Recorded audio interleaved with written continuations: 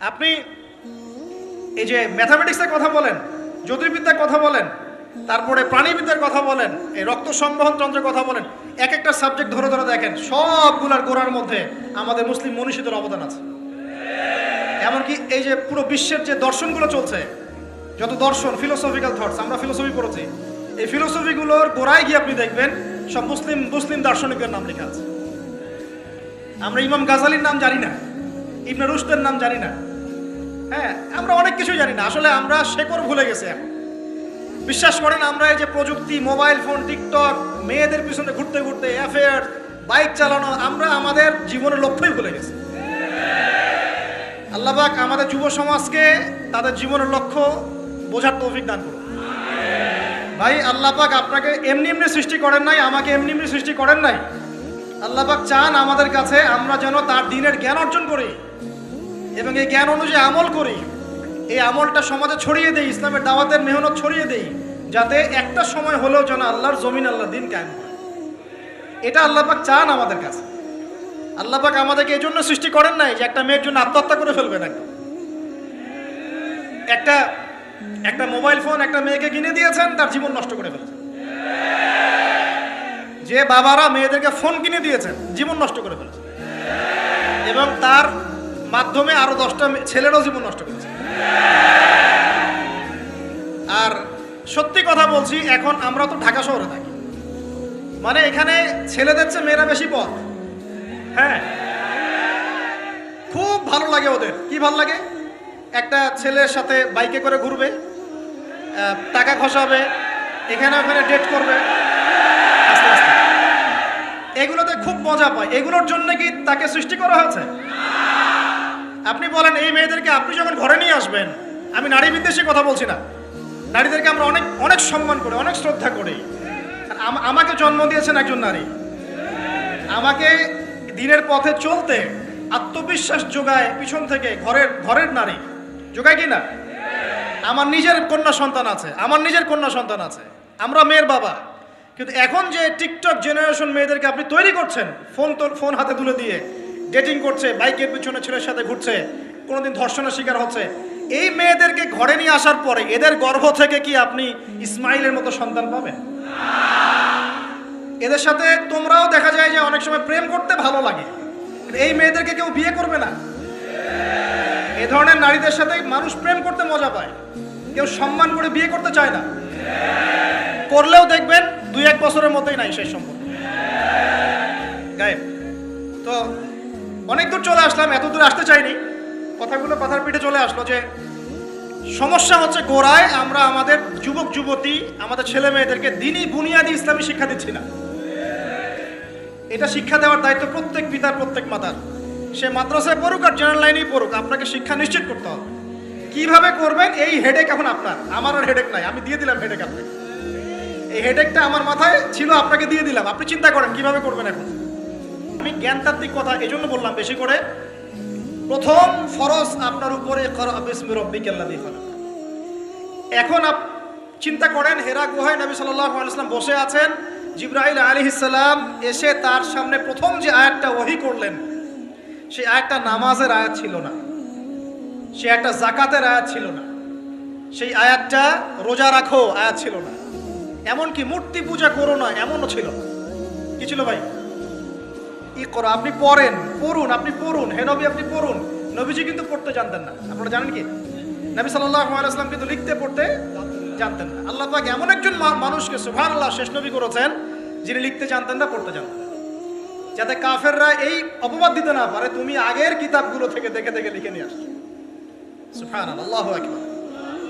তো নবী সাল্লাল্লাহু আলাইহি ওয়াসাল্লাম বলেন, মা নবী কারি, আমি তো পড়তে জানি না। তিনি কি বলছেন? সহিহ বুখারী খুলে দেখেন, দ্বিতীয় হাদিসটা, মা নবী কারি, আমি তো পড়তে জানি না। তারপরেও জিবরাইল আলাইহিস সালাম বলেন, ইকরা, আপনি পড়ুন, বিসমি রাব্বিকাল্লাযী খালাক, আপনার রবের নামে যিনি আপনাকে সৃষ্টি করেছেন। সুবহানাল্লাহ। সর্বপ্রথম এই জ্ঞানতাত্ত্বিক বিপ্লব হয়েছে মক্কার মাটিতে। তখনই আবু বকর, ওমর, ওসমান, আলীর মতো সাহাবী তৈরি হয়েছে। জ্ঞান ছাড়া শুধু বড় বড় কথা দিয়ে আর জ্ঞানহীন আমল দিয়েও কোনো কাজ নাই। জ্ঞানহীন আমল দিয়ে কিন্তু খুব একটা কাজ হয় না। আপনি হয়তো মনে করছেন যে আমি ইমাম সাহেবকে জিজ্ঞাসা করে নেবো, ব্যাস হয়ে গেল। কিন্তু জ্ঞান অর্জন করে আমল করার যে স্বাদ, আর জ্ঞানহীন আমলের স্বাদ কখনো এক না। শুধু একটা হাদিস শোনা যান যে মেসওয়াক মেসওয়াক মেসওয়াক করি আমরা, যে দাঁত ব্রাশ করি, মেসওয়াক করি, যে ব্যক্তি মেসওয়াক করে এটা আল্লাহর কাছে অনেক বেশি পছন্দের। আল্লাহ পাক ভালোবাসেন মেসওয়াক করনেওয়ালাকে। এটা যখন আপনি জানলেন, এরপর যখন আপনি ব্রাশ করতে যাবেন, মেসওয়াক করতে যাবেন, আমলে স্বাদ পাবেন, পাবেন না? অজু করলে গোনাগুলো ঝরে যায়। যখন আপনি জানলেন যে অজু করলাম, আমার অঙ্গ দিয়ে গোনা ঝরে যাচ্ছে, এটা ফিল করে অজু করলে স্বাদ পাবেন। নামাজে দাঁড়িয়েছেন, নামাজের প্রত্যেকটা শব্দ যদি আস্তে আস্তে পড়েন, ধীরে ধীরে অর্থগুলো বোঝার চেষ্টা করেন, নামাজে স্বাদ পাবেন।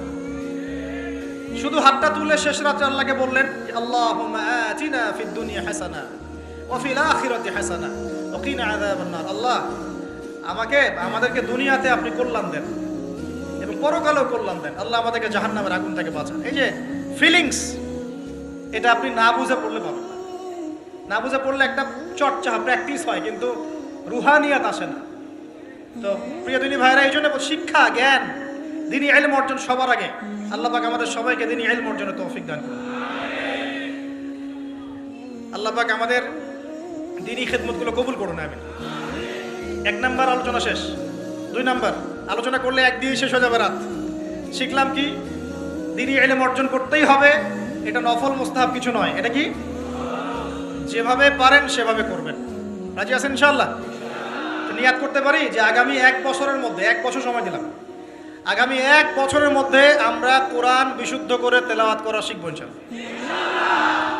শুধু তাই না, যারা কোরআন তেলাওয়াত করতে জানি, 1 বছরের মধ্যে কোরআনের শুরু থেকে শেষ পর্যন্ত, আলিফ লাম মিম থেকে মিনাল জিন্নাতি ওয়ান নাস পর্যন্ত অন্তত একবার পুরো খতম দেবো ইনশাআল্লাহ। আর যারা আরো ভালো পড়তে পারি, দ্রুত পড়তে পারি, বা হাফেজে কোরআন আছি, 1 বছরের মধ্যে আলিফ লাম মিম থেকে মিনাল জিন্নাতি ওয়ান নাস অন্তত একবার যে কোনো একটা তাফসীর বা অনুবাদ পড়ে দেখবো ইনশাআল্লাহ। পারা যাবে ইনশাআল্লাহ? একটা তাফসীর বাসায় কিনবেন, মাস্ট বি। যারা বিগিনার, মানে নতুন শিখছেন, নতুন পড়া শিখছেন, তারা কিনবেন মারিফুল কোরআন। কি কিনবেন? এগুলো কিন্তু ভাই ওয়াজ না, এটা আপনার সাজেশন। ওয়াজ করলে সুর করে অনেক ওয়াজ করা যায় কি না? এই কথাগুলো আপনার জীবনে কাজে দিবে ইনশাআল্লাহ, সারা জীবন কাজে দিবে ইনশাআল্লাহ। যারা বিগিনার, মানে আপনি শুরু করেছেন প্রথম, বড় বড় বই আগে ধরতে যাবেন না, আগে মানে নিচু লেভেলের বইগুলো, নিচু লেভেল বলতে সহজ বইগুলো আগে পড়বেন। প্রথম পড়বেন তাফসীর পড়তে গেলে মারিফুল কোরআন, যারা বিগিনার। যারা অনেক পড়াশোনা করছেন, চর্চা করছেন, ভালো কোন তাফসীর পড়বো ফিক্স করতে পারছেন না, 2টো তাফসীর বলুন। এক হচ্ছে তাফসীর ইবনে কাসির, এটা পড়তে পারেন, হাদিস দিয়ে করা আছে তাফসীরটা। অথবা আমার সবচেয়ে ফেভারিট তাফসীর, সেটা হলো তাফসীরে জালালাইন। তাফসীরে, এটা রহমতের বৃষ্টি, চিন্তা করেন না। কিসের বৃষ্টি? বদরের যুদ্ধের আগের রাত্রে বৃষ্টি হয়েছে। বদরের যুদ্ধের আগের রাত্রে কি হয়েছে? ওই বৃষ্টির সম্পর্কে আল্লাহ পাক বলেছেন, এটা হলো রহমতের বৃষ্টি, যাতে তোমাদের কলব শক্ত হয়। আর আমাদের হাতে এখন 15-20 মিনিট সময় আছে, আমরা গুটিয়ে নিব। তো তাফসীর কোনটা পড়বেন বিগিনাররা? তাফসীরে মারিফুল কোরআন, ঠিক আছে, বাংলা অনুবাদ আছে। আর যারা একটু স্টাডি করেন বেশি, তারা পড়বেন ইবনে কাসির এবং জালালাইন। জালালাইনটা সবচেয়ে মজা পাবেন, স্বাদ পাবেন, অনেক কিছু আছে এর মধ্যে। জালালাইনের মধ্যে এত রস আছে, এত নূর আছে, মারিফত আছে, যেটা আমি অন্য তাফসীরে পাই না। আল্লাহ পাক লেখককে জান্নাতুল ফেরদৌস দান করুন। 2 জন সংকলন করেছেন। তো এরপরে আমরা ইলম অর্জনের পরে দ্বিতীয় যে কাজটা করা দরকার, পুরো গ্লোবাল প্রেক্ষাপটে এবং উম্মার জন্য, ব্যক্তিগত পর্যায়ে, সব ক্ষেত্রে দ্বীনের স্বার্থে, সেটা হলো ইলম অনুযায়ী আমল করতে হবে। ইলম অনুযায়ী আমল শুরু হবে ভাই আগামীকাল থেকে না, আজকে রাত থেকে ইনশাআল্লাহ। আগামীকাল থেকে আমল না, এখন থেকে আজকে রাত থেকে আমল ইনশাআল্লাহ। এই রাতের আমল কি? ঘুমানোর সময় ঘুমানোর সুন্নত, সূরা মুলক তেলাওয়াত করবেন, আয়াতুল কুরসি পড়বেন, সূরা ফাতিহা, ফালাক, নাস, ইখলাস, পারলে সূরা ওয়াকিয়া ইত্যাদি পড়ে নিজেকে দম করে নেবেন, ব্যাস, তারপরে ঘুমিয়ে যাবেন। ঘুমানোর সময় আল্লাহুম্মা বিইসমিকা আমুতু ওয়া আহইয়া, এই সময় দোয়া কবুল হবে। বৃষ্টির সময় কি হয়? আচ্ছা, আমরা মাঝখানে দোয়া করে নেই, বৃষ্টি যদি শেষ হয়ে যায় আবার আমরা দোয়া করে আল্লাহ পাক আমাদের সবাইকে দিনী ইলম অর্জনের তৌফিক দান করুন। আমরা আমাদের সবাইকে আল্লাহ পাক দ্বীনি ইলম অনুযায়ী বেশি বেশি আমল করার তৌফিক দান করুন। আল্লাহ পাক বক্তা শ্রোতা সবাইকে, খাস করে আমাদের যুব সমাজকে আল্লাহ পাক লম্বা নেক হায়াত দারাজ করুন। আল্লাহ পাক আমাদের সবাইকে আদর্শ পরিবার করে দিন। আমাদের সন্তানদেরকে আল্লাহ পাক মানুষ করার তৌফিক দান করুন। আমাদেরকে আল্লাহর ঘর জিয়ারতের তৌফিক দান করুন। আল্লাহ পাক আমাদের সবাইকে দিন রাত দাওয়াতের কাজ করার তৌফিক দান করুন। আল্লাহ পাক আমাদের সবার মধ্যে যে অসুস্থতাগুলো আছে সমস্ত অসুস্থতা আল্লাহ দূর করে দিন। আল্লাহ পাক আমাদের হায়াতে রিজিকে বরকত দান করুন। আল্লাহ পাক আমাদের মা বোনদেরকে পর্দায় থাকার তৌফিক দান করুন। আল্লাহ পাক আমাদের সমাজ, আমাদের রাষ্ট্র, আমাদের প্রশাসন, আমাদের সরকার সবাইকে হেদায়েত করুন। আল্লাহ পাক আমাদের মধ্যে আপোষে মিল মহব্বত দান করুন। আল্লাহ পাক আমাদেরকে আল্লাহর জমিনে আল্লাহর দিন কায়েমের তৌফিক দান করুন।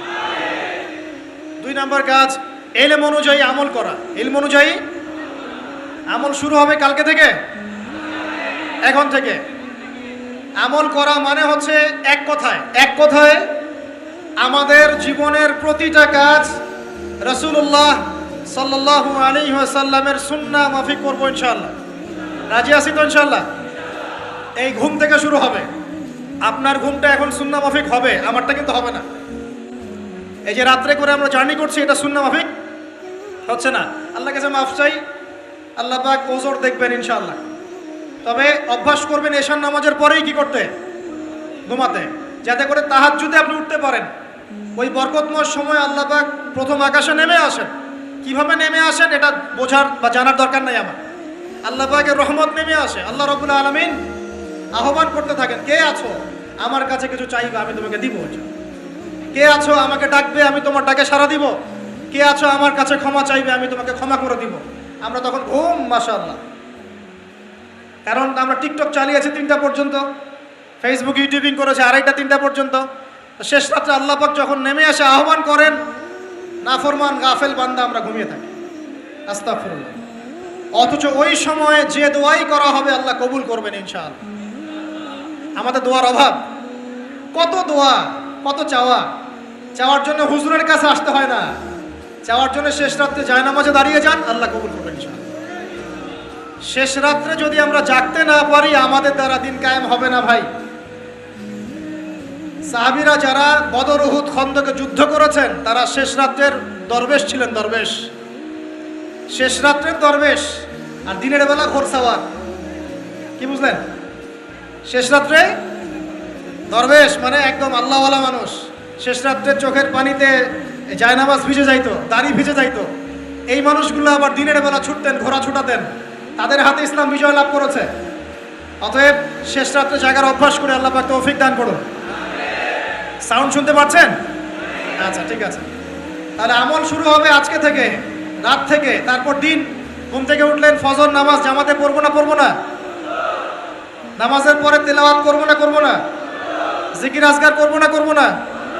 তারপর একটু পড়াশোনা করবো কিনা? খাওয়া দাওয়া কেমন হবে? 7 পেট নাকি নবী সুন্নাহ মাফিক? কাফেররা খায় 7 পেট। কয় পেট? আর মুমিন বান্দা খায় পেটের 3 ভাগের 1 ভাগ। খাওয়ার টেবিলে হেরে গেলে যুদ্ধের মাঠে জিততে পারবেন না। খাওয়ার টেবিলে হেরে গেলে যুদ্ধের মাঠে জিততে পারবেন না। যুদ্ধ মানে আদর্শিক যুদ্ধের কথা বলছি, ইলেকশনের যুদ্ধের কথা বলছি না। ঠিক আছে, আল্লাহ মাফ করুন। তো এই সিজনগুলো আসলে অনেক ভাই মারা যায় কিনা? আল্লাহ পাক আমাদেরকে আপোষের এই ফিতনা থেকে হেফাজত করুন। ভাইয়ে মারামারি লাগিয়ে দিয়ে নাকে তেল দিয়ে ঘুমায় ওরা ভাইয়ে মারামারি লাগিয়ে দিয়েছে। ভাই মুসলিম ভাই ওরা এখন মারামারি কর, আমরা নাকে তেল দিয়ে ঘুমাই। এই হলো অবস্থা। আর আমরা বুঝতেও পারছি না যেটা আমরা ওদের ষড়যন্ত্রের মধ্যে পড়ে গেছি। আল্লাহ আমাদেরকে মাফ করুন। অনেক ইসলামপন্থী ভাই এখানে নেমে পড়েন, কি মনে করে নামেন আল্লাহ ভালো জানেন। তবে জেনে রাখেন এই পথে নবী সাল্লাল্লাহু আলাইহি ওয়াসাল্লামের দাওয়াত এবং ইকামতের দিন ছিল না। নবী সাল্লাল্লাহু আলাইহি ওয়াসাল্লামের পথেই দিন কায়েম হবে ইনশাআল্লাহ। আল্লাহ পাক আমাদেরকে পশ্চিমা গোলক ধাঁধা থেকে হেফাজত করুন। এখন আসেন ভাই, তাহলে আমরা আমাদের জীবনের প্রত্যেকটা কাজ যদি নবী সুন্নাহ মাফিক করি, এলেম অনুযায়ী আমল হয়ে যাবে ইনশাআল্লাহ। রাজি আছি তো ভাই? ব্যাস এতটুকু কথা। এখন শুধু কি ব্যক্তিগত আমলই আমার দিনের অন্তর্ভুক্ত, না আমার পরিবার, সমাজ, অর্থনীতিও আছে? কোনটা? আমার পারিবারিক জীবন তাহলে কার সুন্নত মোতাবেক চলবে? নবীর সুন্নত না পশ্চিমা সুন্নত? আর পরিবারগুলো পশ্চিমা সুন্নতে চলে না, পশ্চিমা কালচার। জন্মদিন করেন, বিবাহ বার্ষিকী করেন, আরো কত কি করেন, হ্যাঁ তাই না? সাজগোজ থেকে শুরু করে কাপড় চোপড়, পোশাক আশাক, বাথরুমের টয়লেট পর্যন্ত। বাথরুমের টয়লেট তো সব ইংলিশ নাকি? তো নবীর সুন্না মাফিক এখানে তো আপনি বসতে পারবেন না। নবীর সুন্না মাফিক এখানে আপনি বসতে পারবেন না। তো মালয়েশিয়ার একটা কনফারেন্সে বলে আসছিলাম যে নবীর সুন্না মাফিক বসা মানে হচ্ছে বাম পায়ে ভর দিয়ে ডান পায়ে একটু উঁচু করে বসা। ইলম অর্জন করতে থাকেন, হাদিসের মধ্যে পাবেন নবী সাল্লাল্লাহু আলাইহি ওয়াসাল্লাম ইস্তেনজা করতে বসতেন বাম পায়ে ভর দিয়ে ডান পায়ে একটু উঁচু করে। যারা এভাবে বসে তাদের ইস্তেনজা খুব সুন্দর হয়, ক্লিয়ার হয়ে যায়। আর আপনি ইংলিশ টয়লেটে বসেন দেখি, কেমনে বসবেন? পারবেন? তাহলে এই যে বললাম প্রতিটা জায়গায় ফিতনা, প্রতিটা জায়গায় ফিতনা। তো বাসায় অ্যাটলিস্ট এমন ওয়াশরুম রাখেন যেখানে নবীর সুন্নাহ মাফিক ইস্তেনজা করা যায়। আর যখন সফর করবেন দেশের বিভিন্ন জায়গায় তখন দেখবেন মাশাআল্লাহ আরো লেটেস্ট পদ্ধতি আছে। ছোট ছোট কিছু গামলা রেখে দেওয়া হয়েছে, ওখানে দাঁড়ায় দাঁড়াই করতে হবে, বসার কোনো অপশন নাই। আর সব সমান মাপের। মনে করেন একজন লম্বা 5 ফিট, একজন 6 ফিট, একজন 4 ফিট 3 ফিট। এখন কেমনে কি ধরে কিভাবে করবে? মাপটা কিভাবে সমান করবে বলেন তো? একটা হাদিস আমার বুঝে আসছে এই সফর করতে করতে, সেটা হচ্ছে আমি কখনো বলিনি এভাবে যে পশ্চিমা সভ্যতা হচ্ছে ইয়াজুজ আর মাজুজ, এটা আমি বলি নাই। এটা আমি বুঝতে পারছি, আমি ভিতর থেকে ফিল করছি। আপনি একমত হন না হন যে ওদের মধ্যে ইয়াজুজ আর মাজুজের খাসলত বা চরিত্র আছে 100%। আমি একটা হাদিস বলি, শেষ করে দিব, আর সময় নেই, 10 মিনিট আছে। এই হাদিসটা শোনেন। নবী সাল্লাল্লাহু আলাইহি ওয়াসাল্লাম একদিন ঘুম থেকে উঠলেন ভয়ে পেয়ে, আতঙ্কিত হয়ে। নবীজি ভয়ে পেয়ে আতঙ্কিত হয়ে ঘুম থেকে উঠে বলছেন লা ইলাহা ইল্লাল্লাহ, লা ইলাহা ইল্লাল্লাহ। তার স্ত্রী পাশে যিনি শুয়ে আছেন তিনি বলছেন নবী সাল্লাল্লাহু আলাইহি ওয়াসাল্লাম বলছেন ওয়াইলুল লিল আরব, ওয়াইলুল লিল আরব মিন শাররি কদ ইকতারাব। আরব জাতির জন্য ধ্বংস, আরব জাতির জন্য ধ্বংস। কি ভয়ঙ্কর ফিতনা ধেয়ে আসছে ওদের দিকে, কি ভয়ঙ্কর ফিতনা ধেয়ে আসছে। এবং তিনি হাতের ইশারা করে দেখালেন এইভাবে যে আজকে, নবীজি বলছেন 1400 বছর আগের কথা, 1445 বছর আগের কথা, 1445 বছর আগে নবীজি বলেছেন আজকে, ওই সময় আজকে ইয়াজুজ আর মাজুজের যে দেয়ালের কথা মনে আছে? জুলকারনাইনের সময় দেয়াল, এই দেয়াল এতটুকু পরিমাণ খুলে দেয়া হয়েছে, এতটুকু পরিমাণ খুলে দেয়া হয়েছে 1400 কত বছর আগে? তখন তার স্ত্রী বলছেন আনুহলিক ওয়াফিনা সালিহিন, আনুহলিক ওয়াফিনা সালিহিন ইয়া রাসূলুল্লাহ। হে আল্লাহর রাসূল সাল্লাল্লাহু আলাইহি ওয়াসাল্লাম, আমাদের মধ্যে ভালো মানুষরা থাকা সত্ত্বেও কি আমরা ধ্বংস হয়ে যাব? আপনি যে বলছেন ওয়াইলুল লিল আরব, আরবদের জন্য ধ্বংস। নবীজি বলছেন নাম, হ্যাঁ নাম, হ্যাঁ ধ্বংস হয়ে যাবে। ইযা কাসুরাতিল খাবাস, যখন নগ্নতা, বেহায়াপনা, অশ্লীলতা সমাজে রন্ধ্রে রন্ধ্রে ছড়িয়ে পড়বে, তখন আলেম জালেম সব ধ্বংস হবে। এই হাদিসটা অকাট্য হাদিস, বুখারী মুসলিমের, মানে এটা সহিহ, এটা বিষয়ে কোনো সন্দেহ নেই। তাহলে নবীজি 1445 বছর আগে বলছেন যে আরবদের জন্য ধ্বংস ধেয়ে আসছে, এবং দেয়াল এভাবে খুলে দেয়া হয়েছে। কাদের দেয়াল? ইয়াজুজ আর মাজুজ। আর ইয়াজুজ আর মাজুজের সাথে আরবদের ধ্বংসকে সম্পর্কিত করা হলো না? ইয়াজুজ আর মাজুজের সাথে আরবদের ধ্বংসকে সম্পৃক্ত করা হলো এবং বেহায়াপনাকে সম্পৃক্ত করা হলো, তাই না?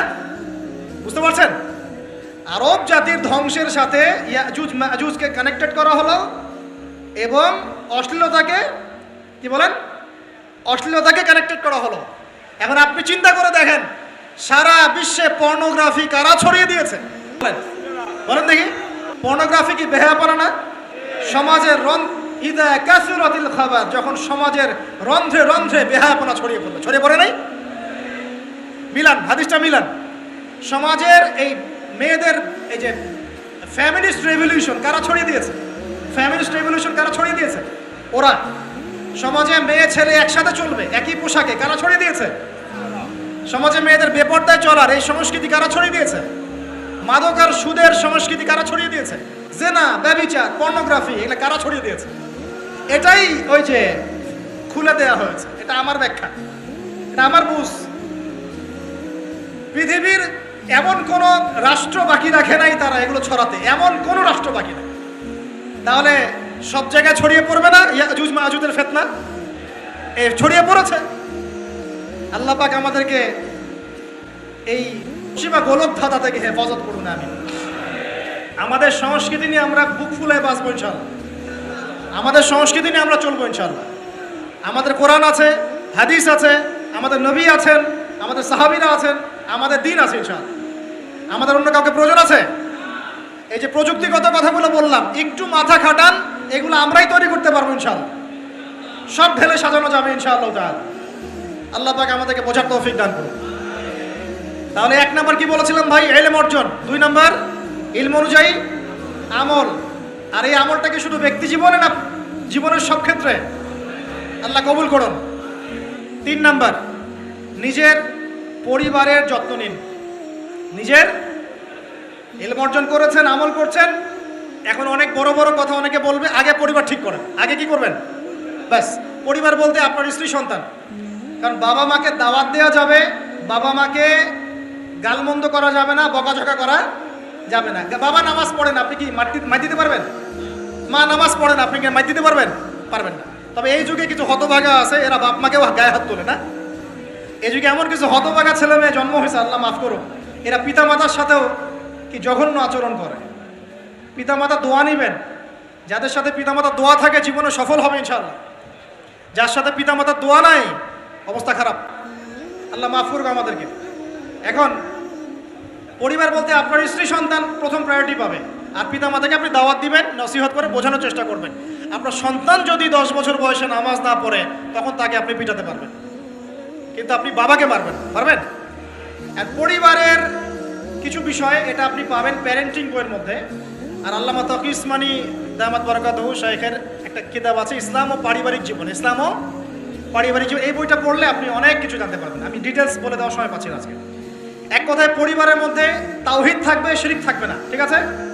পরিবারের মধ্যে সুন্নতের চর্চা থাকবে, কোনো বেদাত থাকবে না। পরিবারে হালাল রিজিক থাকবে, কোনো হারাম ঢুকবে না। পরিবারের বিয়ে করব যখন দিনদারিতা দেখে মেয়ে চুজ করব, সৌন্দর্য শ্বশুরের টাকা পয়সা দেখে নয়। হ্যাঁ, সৌন্দর্য থাকতে পারে, সৌন্দর্য থাকলে নূরুন আলা নূর, আরো ভালো। কিন্তু যদি মেয়েটা এই যে আমাদের এখনকার সুন্দরী বলতে আপনারা যাদেরকে বোঝেন, নাম নিচ্ছি না, তাদের মতো সুন্দরী নাও হয়, মন খারাপ করার কিছু নাই। এগুলো সব আর্টিফিশিয়াল সুন্দর। কি সুন্দর? আসল সৌন্দর্য হচ্ছে কলবে। আসল সৌন্দর্য কোথায়? কলবে। আর তাদের কাছে যা আছে আপনার স্ত্রীর কাছে তাই আছে। এমন এক্সট্রাঅর্ডিনারি কিছু নাই ওদের কাছে। যা আপনার স্ত্রীর কাছে আছে তা তাদের কাছে সেম জিনিস, সেম। এখানে এত বেশি লোভনীয় হওয়ার কিছু নাই। পর্নোগ্রাফি দেখতে দেখতে মানুষের মাথাটা এমন নষ্ট হয়ে গেছে, নিজের স্ত্রীকে এখন আর ভাল লাগে না, মানুষের বউকে ভাল লাগে, তাই না? এটার একমাত্র কারণ পর্নোগ্রাফি দেখা। যারা পর্নোগ্রাফিতে আসক্ত, আল্লাহ পাকের কাছে তওবা করবেন, বের হয়ে আসবেন, না হলে আপনি জীবনে কখনো সুখী হতে পারবেন না। আপনি মন থেকে কখনো কনফিডেন্ট থাকতে পারবেন না, সুখী হতে পারবেন না। আল্লাহর সামনে দাঁড়ায় চোখের পানি ফেলতে পারবেন না, চোখটা নষ্ট হয়ে গেছে। তো আল্লাহ পাক আমাদের যুবক ভাইদেরকে পর্ন থেকে হেফাজত করুন। নিজের দৃষ্টি নত রাখবেন, ইনশাআল্লাহ আল্লাহ পাক আপনাকে খাদিজা রাদিয়াল্লাহু আনহার মতো স্ত্রী দিবেন ইনশাআল্লাহ। ইনশাআল্লাহ তাআলা আল্লাহর প্রতি ভরসা রাখেন, আল্লাহ পাকের কাছে যা চাবেন ইনশাআল্লাহ পাবেন। আল্লাহর প্রতি যে ধারণা রাখবেন আল্লাহ তেমনই হবেন ইনশাআল্লাহ। কেউ যদি ধারণা রাখে আল্লাহ আমার সাথে নাই, আল্লাহ আমাকে দিবে না, আল্লাহ তার সাথে থাকবে না। কেউ ধারণা রাখে আল্লাহ আমার সাথে আছে, আল্লাহ আমার সাথে আছে, আল্লাহ আমাকে বুঝেন, আল্লাহ আমাকে দিবেন, আল্লাহ অবশ্যই দিবেন ইনশাআল্লাহ।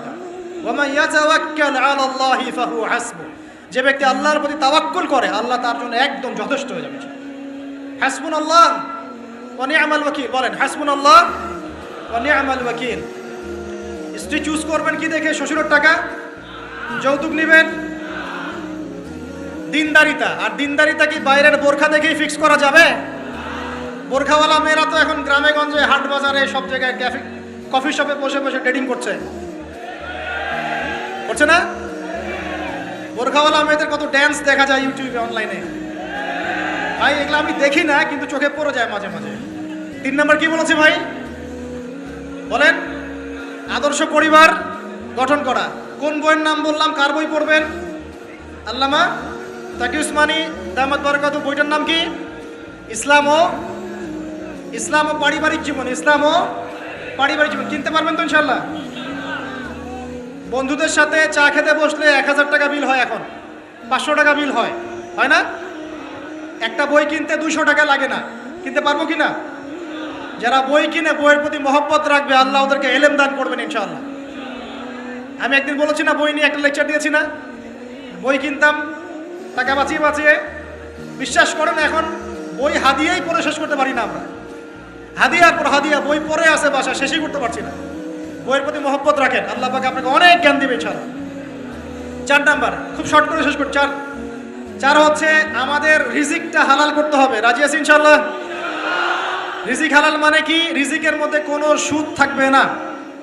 রিজিকে কোনো সুদ যে খায় সে মায়ের সাথে জেনা করে। সুদ যে খায় সে আল্লাহ এবং তার রাসূলের সাথে যুদ্ধ করে। আমি এমন একজন ব্যক্তির কথা শুনেছি যে সুদ খেত, আল্লাহ মাফ করুক তাকে, আল্লাহ মাফ করুক। আমাকে বলেছেন একজন, আমি শুনেছি এটা, যে ইন্তেকালের পরে দুনিয়াতেই পেটটা ফুলে গিয়েছে। নাউজুবিল্লাহ, আল্লাহ হেফাজত করুন। মেরাজের রাতে নবী দেখে এসেছেন সুদখোরের পেটের মধ্যে সাপ কিলবিল করছে, রক্তের নদীতে ফেলে মাথা ফাটিয়ে দেওয়া হচ্ছে। আল্লাহ এবং তার রাসূলের সাথে যুদ্ধ করে কেউ সফল হতে পারবে? আল্লাহর ওয়াস্তে সুদের চাকরিটা ছেড়ে দেই ভাই, আল্লাহর ওয়াস্তে ছেড়ে দেই, সুদের চাকরি ছেড়ে দেই। আল্লাহর হাতে আমার রিজিক, আল্লাহই খাওয়াবেন ইনশাআল্লাহ। সারা দুনিয়ার লক্ষ কোটি মাখলুককে আল্লাহ যদি খাওয়াতে পারেন, আমাকেও সুদ ছাড়া খাওয়াতে পারেন ইনশাআল্লাহ। খালি ধৈর্য ধরেন, রিজিক আসবেই ইনশাআল্লাহ। আর যেখানে ঘুষ সেখানে নাই, যেখানে ঘুষ সেখানে আমি নাই। এখানে ভাই যদি কোনো সরকারি কর্মকর্তা থাকেন বা কেউ যদি ঘুষের সাথে সম্পৃক্ত থাকেন, সরকারি বেসরকারি যেই হন, আজকে রাত্রে বাসায় গিয়ে খাস তওবা করে নেন। আল্লাহ, আমি জীবনে যত অর্থনৈতিক অন্যায় করেছি আমাকে মাফ করুন। আল্লাহ পাক মাফ করে দিবেন ইনশাআল্লাহ। এবং আগামী জীবনে ঘুষমুক্ত জীবন যাপন করার চেষ্টা করি, আল্লাহ তৌফিক দান করুন। অমুসলিমরা এখন এইসব সংস্কৃতি মেনে চলে, মুসলিমরা কেন মানবে না? মানা উচিত কিনা? আল্লাহ তৌফিক দান করুন। আর ব্যবসার মধ্যে কিন্তু অনেক রিজিক আছে। 10 ভাগের 9 ভাগই কোথায়? ব্যবসায়। শুধু চাকরির পিছনেই ছুটবেন না। আর চাকরি যদি করেন, অনেস্টির সাথে করবেন, উদ্যোক্তা হন, অর্থনৈতিকভাবে নিজেকে স্বাবলম্বী করার চেষ্টা করেন, তারপরে বিয়ে শাদী করতে যান। আল্লাহ পাক তৌফিক দান করুন। না হলে ছেলে মানুষের সম্মান কমে যায়, ছেলে মানুষকে হাত পাততে হলেই সম্মান কমে যায়। তো প্রিয় ভাইরা, 4 নম্বর নসিহত খুব সংক্ষিপ্ত করে, আমাদের রিজিক হতে হবে কি ভাই? হালাল। আমি এমন আলেমকে চিনি, এমন আলেমের সোহবতে গিয়েছিলাম যে বাহিরের হোটেলের মুরগির গোশত, গরুর গোশত খায় না। অবাক হলেন তাই না?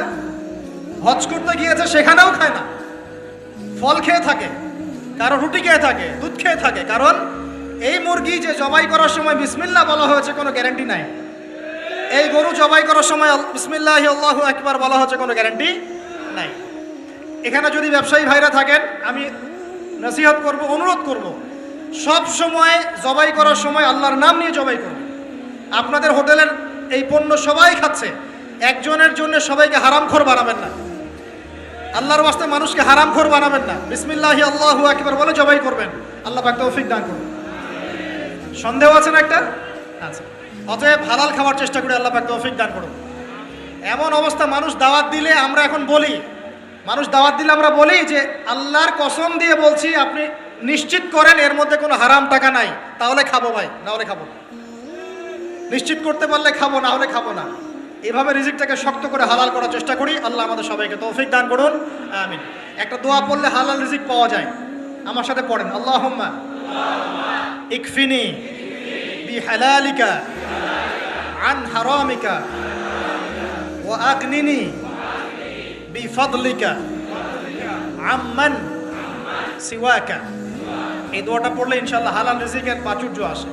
আল্লাহ তৌফিক দান করুন। আর 5 নম্বর হচ্ছে ভাই, ইলম অর্জন, আমল, পরিবার গঠন এবং হালাল খাওয়ার সাথে আমাদের সবাইকে, প্রত্যেক মুসলিম ভাইকে, শুধু আলেম, দায়ী, মুআল্লিম, ইমাম সাহেব তাদের জন্য নয়, প্রত্যেক মুসলিম ভাইকেই কমপক্ষে পার্ট টাইম দাওয়াতি কাজ করতে হবে।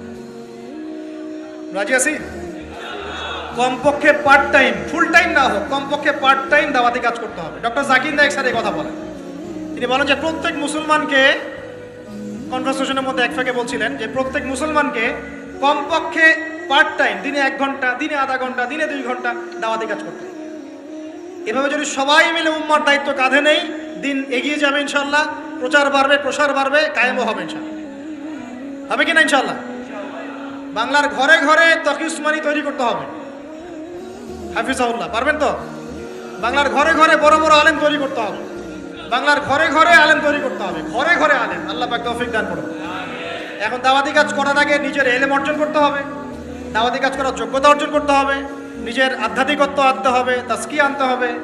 এবং আরেকটা কথা বলতে ভুলে গেছি, হকপন্থী আলেম ওলামার সাথে সম্পর্ক রেখে সোহবতে থাকবেন, একা একা থাকবেন না, একা একা চলবেন না, একা একা চলবেন না, আলেম ওলামার সাথে পরামর্শ করে চলবেন। দাওয়াতি কাজ করলে কি পাবেন ভাই? একটা হাদিস দিয়ে শেষ করে দেই। দাওয়াতি কাজ করলে যা পাবেন, নবী সাল্লাল্লাহু আলাইহি ওয়াসাল্লাম বলেছেন, কোন ব্যক্তির দাওয়াতে যত মানুষ এই কল্যাণের পথে আসবে, সমস্ত কল্যাণের একটা অংশ নেকি ওই ব্যক্তি পাবে। মানে আপনি দাওয়াতি কাজ করছেন, আপনার দাওয়াতি কাজের বদৌলতে যত মানুষ দিনের দিকে আসছে, দিনের বুঝের দিকে আসছে, নামাজ পড়ছে, কোরআন তেলাওয়াত করছে, ইত্যাদি ভালো কাজ করছে, সমস্ত নেক আমলের একটা অংশ আপনার আমল নামায় অটোমেটিক যোগ হবে ইনশাআল্লাহ। খুশি হন নাই? এর চেয়ে বড় কোনো ব্যবসা নাই, এর চেয়ে বড় কোনো ব্যবসা নাই। আর যদি কেউ মানুষকে ভুল পথে ডাকে, এই যে ভুল দাওয়াতি কাজ করে, মানুষকে বিভ্রান্তির দিকে ডাকে, তাহলে সমস্ত মানুষের গুনার একটা অংশ ওই ব্যক্তির আমল নামে চলে যাবে।